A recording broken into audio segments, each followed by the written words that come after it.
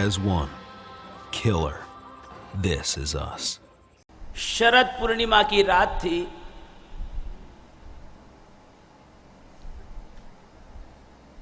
चंद्रमा 16 कलाओं से परिपूर्ण खिला हुआ था।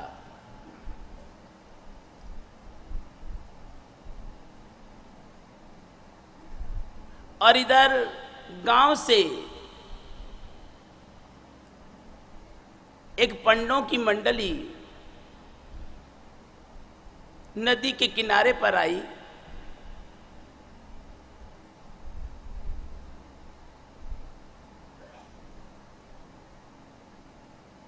बड़ा सुहावना मन भावना मौसम था। और ऐसे मदमस्त मौसम को देख करके सबका तन मन झूम उठा। मन में उथल पुथल मची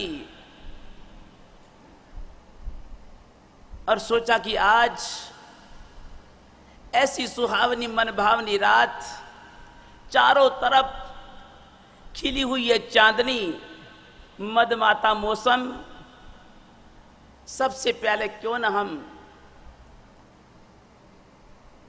भांग घोटें और भांग को पा करके हम पी करके मस्त हो जाएं। उन सभी को नदी के परले किनारे जाना था। और नदी के परले किनारे तो बाद में जाएंगे, उससे पहले हम सबसे पहले आज भांग घोटे, भांग पिए। पंडों ने मिलकर के सबसे पहले भांग घोटी। और भांग घोटने के बाद सभी ने जी भर के भांग पी ली। भांग पीने के बाद नशे में चूर हो गए। और उसके बाद सभी नाव में सवार हुए। नाव में सवार होकर के सभी पंडों ने बारी बारी से चप्पू चलाने प्रारंभ किए। चप्पू चलाने प्रारंभ किए। बड़ी मस्ती से बारी बारी से सभी पंडे चप्पू चला रहे हैं, नाव को खे रहे हैं। बढ़ते बढ़ते बढ़ते बढ़ते सारी रात बीत गई। प्रातः काल हुआ, जैसे ही पूर्व दिशा से सूर्य ने पहली किरण का धरती को स्पर्श दिया, भोर हुई, चहुंओर उजाला छा गया। प्रातःकालीन मंद मंद पवन चल रहा था। थोड़ा नशा कम हुआ, आंखें खुली और जैसे ही नजर घुमा करके देखा और सभी चौंक गए, आश्चर्यचकित रह गए। पांवों तले से जमीन खिसक गई। एक दूसरे की ओर झांक कर ताकने लगे और कहा कि अरे भैया, क्या हुआ, ये क्या हुआ, ये क्या चमत्कार। अरे हम तो रात को नाव में सवार हुए थे, जहां से सवार हुए थे, जिस किनारे से सवार हुए थे, अरे भैया हमारी नाव तो वहीं की वहीं, एक तसु पर भी आगे नहीं बढ़ी। अरे सारी रात भर हमने मेहनत करी, सारी रात भर हमने चप्पू चलाए, सारी रात हमने नाव खेई, लेकिन यह क्या, सारी रात भर चप्पू चलाने के बाद भी, नाव खेने के बाद भी, इतना श्रम परिश्रम करने के बाद भी हम तो जहां थे वहीं के वहीं, हमारी नाव तसु पर भी आगे नहीं बढ़ी। कारण क्या है? सभी एक दूसरे की ओर प्रश्न भरी निगाहों से देखने लगे, कुछ समझ नहीं पा रहे थे। और इतने में नदी के किनारे पर खड़े एक मांझी से पूछा, कुशल नाविक से पूछा कि अरे भैया, हम रात्रि में इस नाव में सवार हुए थे, सारी रात भर हमने चप्पू चलाए, हमने श्रम परिश्रम किया, लेकिन भैया हम तो जहां थे वहीं के वहीं उसी किनारे पर हमारी नाव खड़ी है, एक कदम भी हम आगे नहीं बढ़ पाए, एक तसु भर भी आगे नहीं खिसक सके। अरे भैया, इसके पीछे कारण क्या है? नाविक कुशल था, जीवन भर उसने नाव खेई थी, और उसने बड़े गौर से देखा, पेनी निगाहों से नाव के चारों नजर घुमा करके देखा, और उसको नाव आगे बढ़ने न बढ़ने का कारण समझ में आते हा। और उसने कहा कि भैया, तुम्हारी नाव कैसे भला आगे बढ़े? तुम्हारी नाव का जो लंगर है वह तो अभी तक खूंटे से बना हुआ है। तुमने अपने नाव के लंगर को खूंटे से नहीं खोला, और भैया जब तक तुम खूंटे से अपने नाव के लंगर को नहीं खोलोगे तब तक तुम्हारी नाव भला कैसे आगे बढ़ेगी? तुम चाहे रात भर क्या, एक रात क्या, वर्षों वर्षों भी इस तरह से नाव को खेते रहो, श्रम परिश्रम करते रहो, तुम्हारी नाव कभी भी आगे नहीं बढ़ पाएगी। यदि तुम नाव को आगे बढ़ाना चाहते हो, यदि तुम इस किनारे से परले किनारे तक लगाना चाहते हो, तो उसके सबसे पहली आवश्यकता है, सबसे पहली शर्त है, तुम अपनी नाव को खूंटे से, रस्सी जो बंधी हुई है, खूंटे से बंधी हुई नाव की रस्सी को तुम खोलोगे, और उसके बाद भी यदि तुम चप्पू चलाओगे तो तुम निश्चित ही आगे आगे बढ़ते चले जाओगे, और एक पल वह भी आएगा जब तुम परले किनारे को प्राप्त कर सकोगे। सच बात है,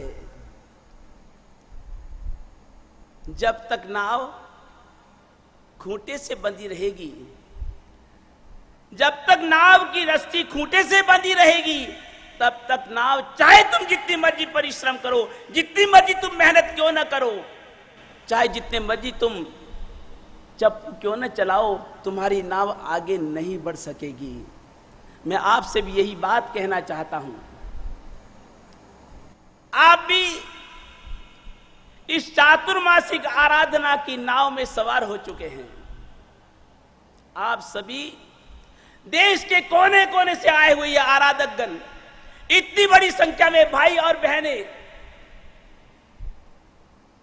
इस चातुर्मासिक गिरिराज की छत्र छाया में, आदिनाथ दादा की वरदायिनी छत्र छाया में आज चातुर्मासिक आराधना की नाव में सवार हो चुके हैं।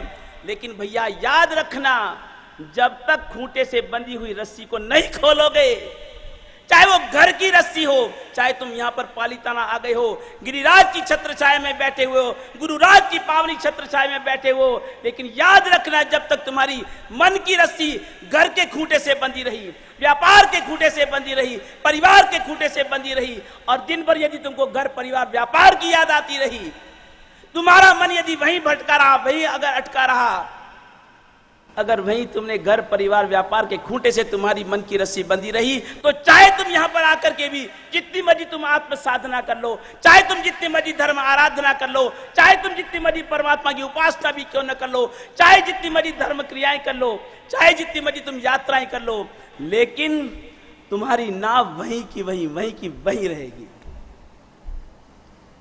मैं सभी प्रत्येक आराधक आत्मा से आपकी हृदय से अनुमोदना करता हूं, लेकिन साथ ही साथ प्रत्येक आराधक आत्मा से कहना चाहूंगा, अगर तुम की जाने वाली साधना, आराधना, उपासना को, धर्म क्रियाओं को यदि सफल बनाना चाहते हो, सार्थक करना चाहते हो, और संसार के इस किनारे से तुम परले किनारे, सिद्धि के किनारे को पाना चाहते हो, तो सबसे पहली शर्त है, याद रखना इस चातुर्मास की, और वह शर्त है कि अपनी जो खूंटे से बंधी रस्सी, नाव की जब तक खूंटे से रस्सी बंधी रही, नाव आगे नहीं बढ़ सकी, परले किनारे तक नहीं जा सकी।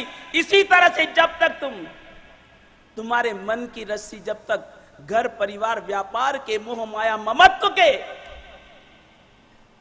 क्रोध माया माया लोभ के, राग द्वेष ईर्ष्या मात्सर्य के खूंटे से जब तक बंधी रहेगी तब तक चाहे तुम जितनी मर्जी साधना आराधना उपासना कर लो, चाहे तुम सिद्धि तप कर लो, चाहे तुम श्रेणी तप कर लो, चाहे भद्र तप कर लो, चाहे जितनी मर्जी शत्रुंजय तप क्यों ना कर लो, मास कमन कर लो, पास कमन कर लो, लेकिन तुम्हारे द्वारा की जाने वाले सेवे जप के प्रयास सफल नहीं होंगे। तुम्हारी नाव जिस उद्देश्य को लेकर के, जिस भव्य भावनाओं को लेकर के तुम इस गिरिराज की छत्र छाया में, गुरुराज की वरदायिनी छत्र छाया में आए हो, तब तक तुम्हारी यह आराधना सफल नहीं हो पाएगी। घर परिवार व्यापार तो ठीक, यदि क्रोध मान माया लोभ रूपी कषायों से, राग द्वेष ईर्ष्या मात्सर्य से तुम्हारी अगर मन की रस्सी बंधी रही, तब भी तुम जितनी मर्जी साधना कर लो, तुम सफलता को प्राप्त नहीं कर सकते। याद करो चंड कौशिक मुनि को। चंड कौशिक पूर्व भव में उच्च कोटि का साधक था, मास कमन के पालने मास कमन किया करता था, लेकिन साधु गणो तपियो हतो धर तो मन वही राग, शिष्य तना क्रोध थकी तयो चंड कोशियो नाग। क्या कमी थी? वर्षों वर्षों की संयम साधना थी। मास कमन के पाने उच्च कोटि के मास कमन किया करता था, महान तपस्वी उच्च कोटि का साधक था, लेकिन मन की रस्सी बंधी रही क्रोध के खूंटे से, और मास कमन के पालने वर्षों वर्षों तक मास कमन करने पर भी की साधना की नाव आगे नहीं बढ़ सकी, और मर करके वह चंड कौशिक नाग बना। मान के खूंटे से, याद करो बाहुबली को। बाहुबली रण संग्राम भूमि में ताव कायम ठाड़े न मोड़े नम झाड़ना पण वो सिरामी कह करके कायोत्सर्ग साधना में तल्लीन है। साधु का वेश है, कायोत्सर्ग अवस्था है। महीना, 2 महीना, 4 महीना, 6 महीना, वर्ष हो गया है, 1 वर्ष भर बीत चुका है, उच्च कोटि की साधना है, लेकिन इतनी उच्च कोटि की साधना दूसरा उदाहरण नहीं मिलता इतिहास में।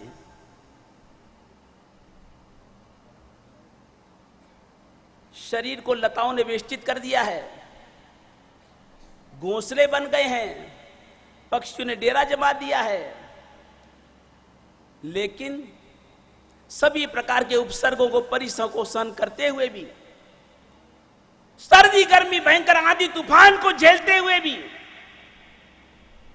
इतनी उच्च कोटि की साधना, लेकिन मन तो किस खूंटे से बंधा हुआ है? मन की रस्सी किस खूंटे से बंधी हुई है? अभिमान के खूंटे से बंधी हुई है। उच्च कोटि की साधना, साल वर्ष भर की साधना, उच्च कोटि की साधना होते हुए भी जब तक मन की रस्सी अभिमान के खूंटे से बंधी रही, मन में एक ही बात थी, मेरे से पहले मेरे 98 छोटे भाइयों ने जो संयम स्वीकार किया है,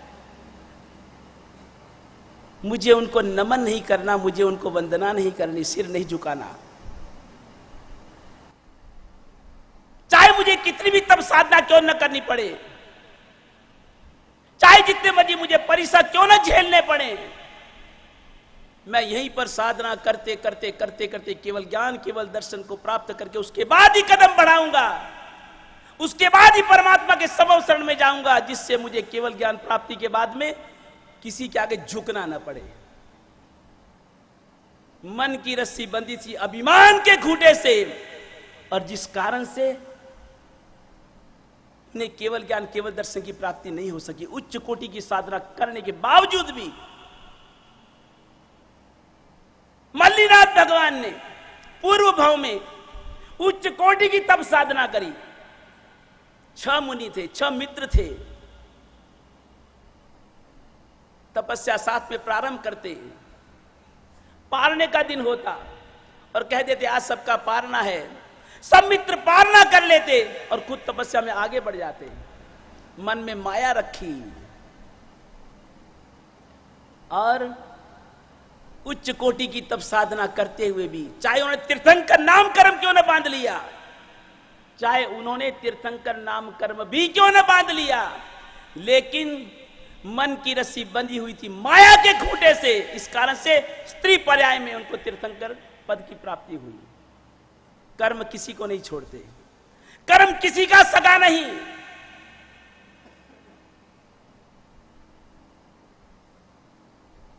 केवल माया के खूंटे से बंधे रहने के कारण उनकी मन की रस्सी उनको स्त्री पर्याय मिला।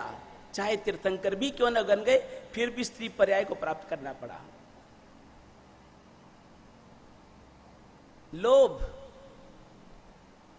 जितनी भी आत्माएं वासुदेव बनती हैं, जितनी भी आत्माएं वासुदेव बनती हैं, पूर्व भाव में उच्च कोटि की संयम की साधना करती हैं, तप की साधना करती हैं। और उच्च कोटि की तप साधना संयम साधना करने पर भी मन में एक ही भावना, मन में नियाना बांध लेते हैं, नियाना बांध लेते हैं, मुझे आने वाले भाव में यह फल की प्राप्ति हो। मैंने जितनी संयम की साधना करी है, मैंने जितनी तप की आराधना करी है, इसका मुझे यह फल मिले। अपने तप को भी सीमित कर लेते हैं, परिमित कर लेते हैं और अपनी मन इच्छित वस्तु की प्राप्ति तक सीमित रह जाते हैं। चाहे उनको अलग भाव में नियाना के प्रभाव से वासुदेव का पद मिल जाता है, लेकिन वासुदेव बनने के बाद में भी नरक में जाते हैं। इतनी उच्च कोटि की संयम साधना, इतनी उच्च कोटि की तप आराधना करने के बावजूद भी नियाना बांध लेने के कारण केवल अपनी मन की रस्सी कहां तक बंधी रही, लोभ की जगह। और इस कारण से चाहे मर करके वासुदेव बन जाते हैं, लेकिन साथ में नरक में जाते हैं, नरक में जाते हैं। राग के बंधन, याद करो नेम राजुल को। नेम राजुल की जो नवभाव की प्रीति चली, क्या कारण था? एक दूसरे के मन की रस्सी राग के खूंटे से बंधी हुई थी।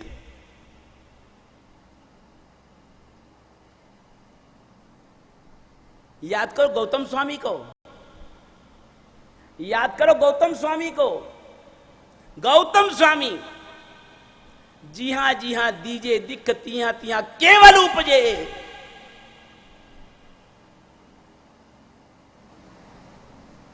जिस किसी को भी दीक्षा की भिक्षा दी, उससे निश्चित केवल ज्ञान की प्राप्ति हुई। चाहे तीर्थंकर परमात्मा महावीर से जिस किसी ने संयम को स्वीकार किया, उसमें से किसी को केवल ज्ञान हो, किसी को नहीं भी हुआ। लेकिन गौतम स्वामी के हाथों से जिस किसी ने भी चारित्र की चादर को धारण किया, उसको निश्चित केवल ज्ञान हुआ। लेकिन चाहे परमात्मा महावीर के कितने शिष्य, 14,000।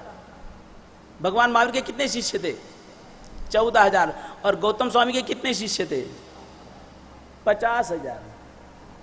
और 50,000 भी केवली, 50,000 भी केवली शिष्य थे। एक बार गौतम स्वामी ने परमात्मा महावीर से प्रश्न पूछा कि भगवान,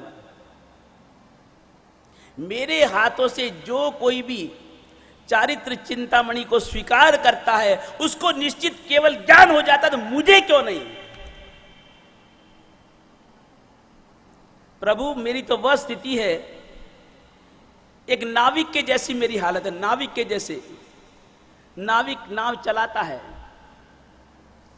जो भी उसकी नाव में सवार हो जाता है वो उस किनारे से सबको परले किनारे तक पहुंचा देता है, लेकिन नाविक तो उसी नाव में ही, नाविक तो उसकी नाव में रहता है। चाहे इधर से उधर हजारों व्यक्तियों को इधर से उधर इस किनारे से परले किनारे पहुंचा देता है, लेकिन खुद तो उस नाव में ही सवार रहता है। प्रभु मेरी तो वह स्थिति है, मेरे हाथों से जिस किसी ने भी संयम को स्वीकार किया उसको निश्चित केवल ज्ञान हो गया, लेकिन मुझे अभी तक केवल ज्ञान की प्राप्ति क्यों नहीं? परमात्मा महावीर ने कहा, गौतम यदि तुझे केवल ज्ञान चाहिए, इसी पल इसी क्षण तुझे केवल ज्ञान केवल दर्शन की प्राप्ति हो सकती है। भगवान बताइए क्या उपाय है, मार्ग सुझाइए। और परमात्मा महावीर कहते हैं कि गौतम तेरा जो मेरे साथ में जो एक प्रशस्त राग के तंतु जुड़े हुए, नेह का नाता जुड़ा हुआ है, स्नेह का संबंध बना हुआ है, यदि तू मेरे साथ में जुड़े इस नेह के नाते को तोड़ दे, राग के बंधन को छोड़ दे, तू मुझे छोड़ दे, तुझे इसी पल इसी क्षण केवल ज्ञान केवल दर्शन की प्राप्ति हो सकती है। लेकिन वह गौतम भी कैसा शिष्य था, कैसा गुरु के प्रति समर्पण था, क्या उसका लगाव था परमात्मा के साथ में, क्या जुड़ाव होगा। गौतम कहता है कि प्रभु जिस केवल ज्ञान की प्राप्ति में मुझे आपके साथ संबंध तोड़ना पड़े, आपको छोड़ना पड़े, प्रभु ऐसा मुझे केवल ज्ञान तो क्या, मुझे मोक्ष भी नहीं चाहिए। भक्त कहता है मुक्ति थी अधिक तुझे भक्ति मुझे मन वसी, प्रभु मुझे भक्ति चाहिए, मुझे मुक्ति नहीं चाहिए। गौतम स्वामी को भी केवल ज्ञान की प्राप्ति नहीं हुई, कारण क्या? मन की रस्सी राग के खूंटे से बंधी हुई थी, चाहे वो प्रशस्त राग क्यों ना हो। राग तो राग है, जब तक हम राग से विराग की दिशा में अग्रसर नहीं होंगे तब तक वीतरागता प्राप्त हो नहीं सकती। जैसे ही परमात्मा महावीर निर्वाण को प्राप्त हुए और जैसे उनका मोह टूटा, उनका ममत्व भाव छूटा, राग से विराग और विराग से आगे बढ़े, और वैसे उनको वीतरागता की प्राप्ति हो गई, केवल ज्ञान केवल दर्शन की प्राप्ति हो गई। इधर मध्य रात्रि में परमात्मा महावीर का निर्वाण हुआ और प्रातः काल होते होते ही गौतम स्वामी को केवल ज्ञान केवल दर्शन की प्राप्ति हो गई। राग के खूंटे से मन की रस्सी को छोड़ दिया।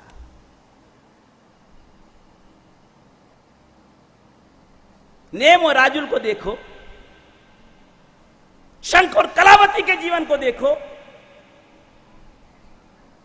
नव नव भव की प्रीत चली नेम राजुल की, और जैसे ही नेम ने राजुल का मुख द्वार छोड़ करके और गिरनार की ओर रथ का मुख मोड़ा, और वैसे ही नेम ने दीक्षा ली और राजुल भी पीछे पीछे अपने पति का अनुसरण करते हुए विरक्त होकर के संयम के रथ पर सवार हुए, और दोनों ने आत्मा का कल्याण साध लिया। द्वेष, कमठ और मरुभूति के जीवन को देखो, क्या था एक दूसरे के प्रति द्वेष। इसी कारण से 10 भाव तक चले, 10 भावों तक पूरी थी। अग्निसेन गुण शर्मा को देखो, सम्रादित्य के प्रमुख जो दोनों ही पात्र हैं, अग्निसेन गुण शर्मा, केवल किस कारण से भाव परंपरा बढ़ी? द्वेष के कारण, रोष के कारण। कमठ प्रत्येक भाव में परमात्मा पार्श्वनाथ के जीव को हमेशा कष्ट देने वाला बना, द्वेष के कारण। उनकी भाव परंपरा बढ़ी। कमठ की यदि भाव परंपरा बढ़ी तो केवल उसकी मन की रस्सी द्वेष के खूंटे से बंधी हुई थी, और जैसे ही द्वेष के खूंटे से रस्सी टूटी, समकित की प्राप्ति हुई और मुक्त हो गया। तो मैं चाहूंगा प्रत्येक आराधक आत्मा से आपको लाख लाख धन्यवाद है, लाख लाख धन्यवाद है। आपका बड़ा ही पुण्योदय है। तन की प्यास बुझाए उसे नीर कहते हैं, तन की प्यास बुझाए उसे नीर कहते हैं, अपने लक्ष्य को भेद पाए उसे तीर कहते हैं, और गिरिराज की और गुरुराज की छत्र छाया में चातुर्मास का मिलना यह तुम्हारी सबसे बड़ी तकदीर कहते हैं। बहुत बड़ी तुम्हारी तकदीर है, तुम बहुत बड़े खुश नसीब हो, महान पुण्यशाली हो, परम भाग्यशाली हो। ऐसे गौरववंता गिरिराज और गुणवंता गुरुराज की छत्र छाया में इस चातुर्मास का स्वर्णिम अवसर आपको अपना गोल्डन चांस, अपनी जिंदगी को, पूरी जिंदगी को एक पलड़े में रख देना और दूसरे पलड़े में चातुर्मास को रख देना, ये चातुर्मास का पलड़ा भारी पड़ेगा। भव्य आत्माओं, जिस संसार में आप और हम जीते हैं उस संसार में हम अपने मन से जीते हैं, अपनी समझ से जीते हैं। जो संसार में जाना, देखा, समझा और उस अनुसार व्यवहार जगत का पालन करते हुए हम अपने जीवन को पसार करते हैं। लेकिन संसार में कैसे जीना, इसके लिए यदि कोई हमारा मार्गदर्शन करने वाले हैं, हमें डायरेक्शन देने वाले हैं, तो वह है हमारे गुरु। अधिकांश इस संसार में जो भी कुछ होता है, यदि सही डायरेक्शन नहीं तो हमारा रिएक्शन होता है, और वो रिएक्शन या तो राग का होगा या द्वेष का होगा। संसार में हम कोई भी क्रियाकलाप करेंगे, या तो आप राग के बंधन से जुड़ेंगे या आप द्वेष के बंधन में बंधेंगे। दोहिम बंधने हिम। आपकी आत्मा कितने बंधनों में बंधी है? जिनके पास आत्मा है, आप सबके पास है आत्मा कि किसी के पास नहीं है? कोई है ऐसा जिसके पास यहां आत्मा नहीं है? जिसके पास आत्मा नहीं, हाथ खड़े करो भी। तो आपकी आत्मा किसी बंधन में बंधी है या नहीं? है या नहीं? बताओ तो। आपकी आत्मा बंधन में है या बंधनों से मुक्त है? बंधी है। कितने बंधनों से बंधी है? कितने बंधनों से? अभी मैंने बोला दोहिम बंधने हिम। परमात्मा ने कहा दोहिम बंधने हिम। दो ही बंधन है, राग बंधनेनम, दोष बंधनेनम। ये आत्मा दो ही बंधनों से बंधी है, या तो राग के बंधन से बंधी है या द्वेष के बंधन से बंधी है।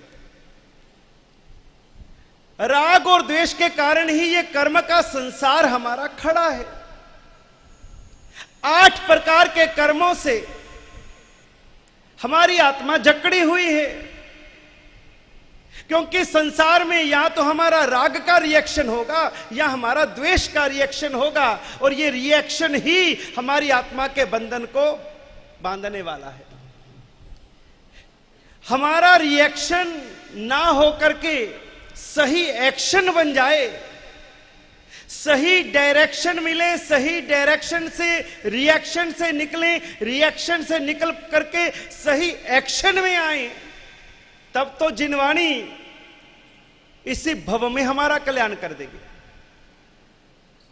नहीं तो 1 जन्म तो क्या, 100 जन्म तो क्या, करोड़ जन्म तो क्या, जन्मों जन्म तक भी हमें परमात्मा की वाणी मिलती रहेगी। लेकिन यदि हमने परमात्मा की वाणी को सुन करके सही एक्शन में नहीं आए, तब तक ये जिनवाणी भी हमारे लिए केवल कर्ण विलास रहेगा, केवल कानों का विषय रहेगा। वो आत्मा के कल्याण का कारण नहीं बन सकता। संसार में तो जीना ही है, जाएंगे कहां? इस संसार से यदि आप दुखी हो भी गए तो जाओगे कहां? है कोई ठिकाना? अब बड़े दुखी हो, परेशान हो, मुसीबत में हो, इतनी समस्याएं हैं, इतने प्रश्न हैं, जीवन परेशानियों से भरा है, चिंताओं के राहु ने आपके जीवन रूपी चंद्र को ग्रस लिया है, लेकिन जाओगे कहां? क्योंकि संसार तो सब जगह ऐसा है, जहां जाओगे वहां ऐसा ही संसार मिलेगा। और दुखी होकर के, परेशान होकर के यदि जीवन पूरा भी हो गया या जीवन पूरा भी कर लिया, तब भी आप सोचो कि इस जन्म के कष्ट तो मिटे, अब अगले जन्म में देखेंगे तो क्या बचोगे? क्या अगले जन्म में वो कर्म आपके साथ नहीं आएंगे? क्या उन कर्मों से आप बच पाओगे? अगर इस जन्म में आपने उन कर्मों को नहीं भी भोगा तब भी कोई घबराने की बात नहीं। वो कर्म सत्ता इस जन्म में नहीं तो अगले जन्म में, अगले जन्म में नहीं तो जन्मों जन्म में भी वो अपना हिसाब पूरा कर लेगी। कहां तक भागेंगे? इसलिए आवश्यकता है कि इसी संसार में हम अपने जीवन जीने के तरीके को बदलें। हम तन से संसार में रहें लेकिन मन से कहां रहोगे?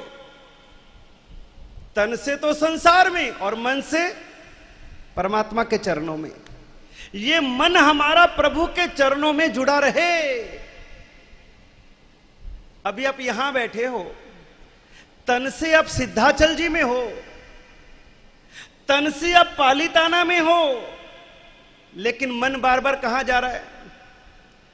4 दिन वे गया घर थी आए ने, बहु कहीं वह करती वे, सब काम घर का सब पता नहीं ठीक से चल रहा होगा कि नहीं।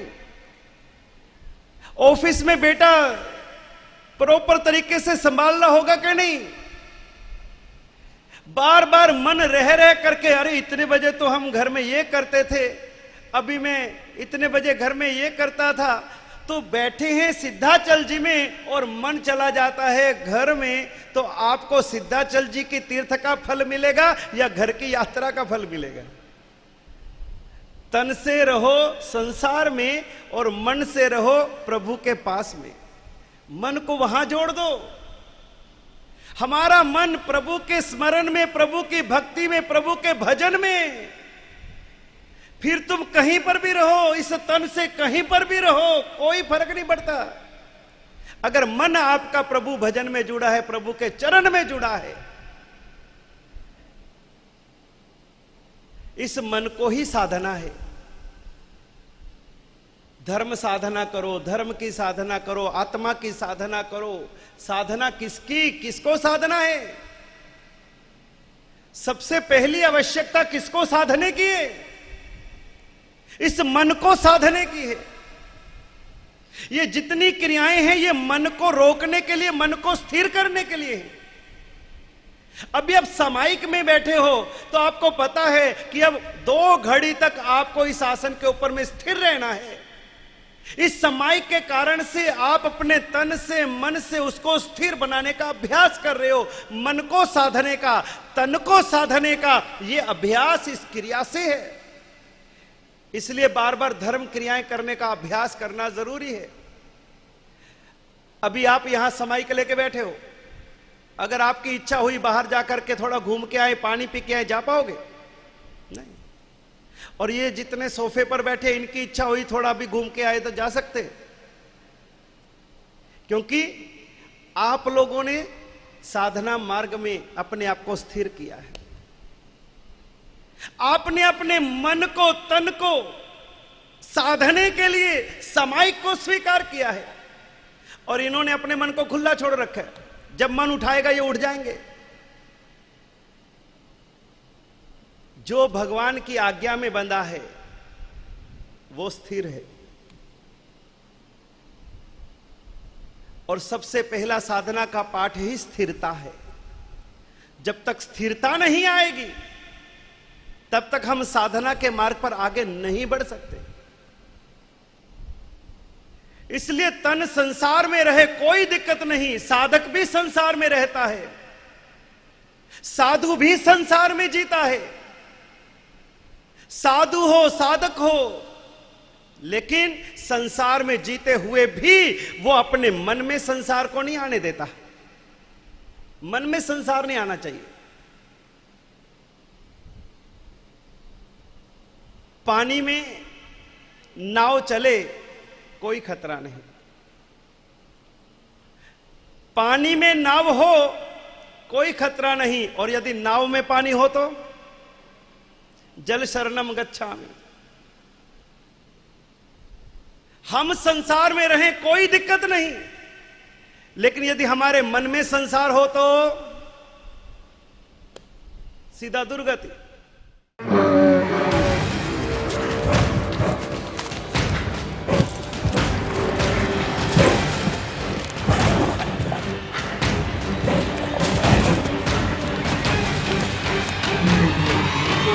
Together as one. Killer. This is us.